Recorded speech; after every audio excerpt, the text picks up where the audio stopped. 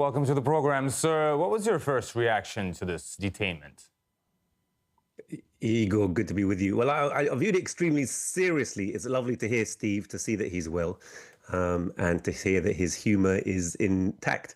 When he said it's not illegal to be a communist in this country, I was thinking, yet.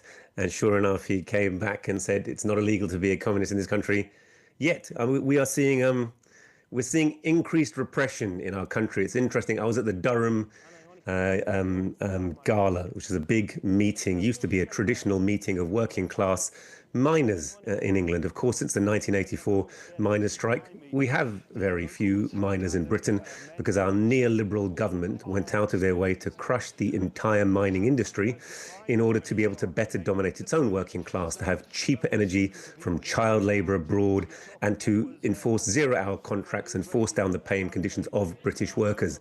And the corollary of that, Thatcher said not only was a great achievement to crush the British workers, she said her greatest achievement was Tony Blair.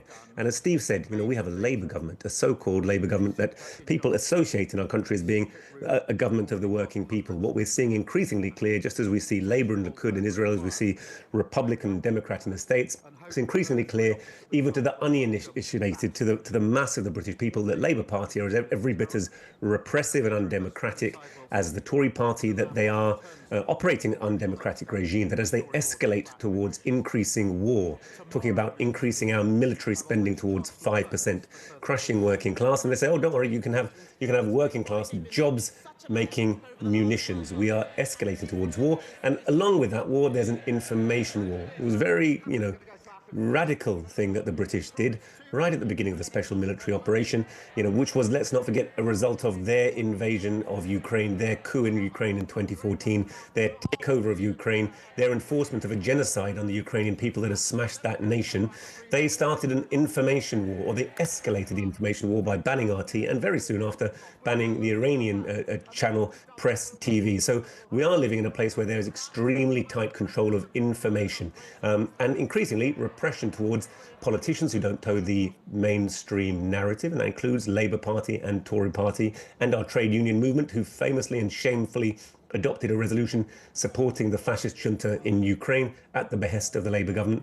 And we're also seeing crackdown on people like Craig Murray, people like Asa Winstanley and Alu Abunema from Electronic Intifada, people like Kit Clarenberg, people who are British citizens but have enough independent thought to go outside the imperialist, very tightly controlled narrative. And really, Steve has been another victim of that. So I was initially very concerned to hear he was imprisoned.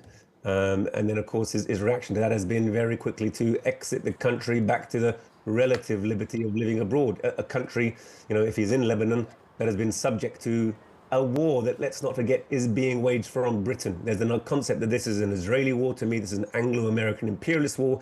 And our Labour government, David Lammy, Keir Starmer, Rachel Reeves, all of these are high-ranking politicians. They're extremely tightly connected to the Israeli lobby, not because they're controlled by it, because they are essentially creatures of the same beast, which is Anglo-American imperialism, and they are really wanting to strangle the peoples of the world in a tightening grip in response to their economic crisis.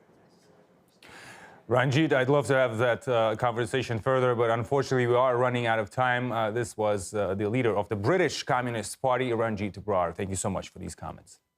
Thanks, Igor.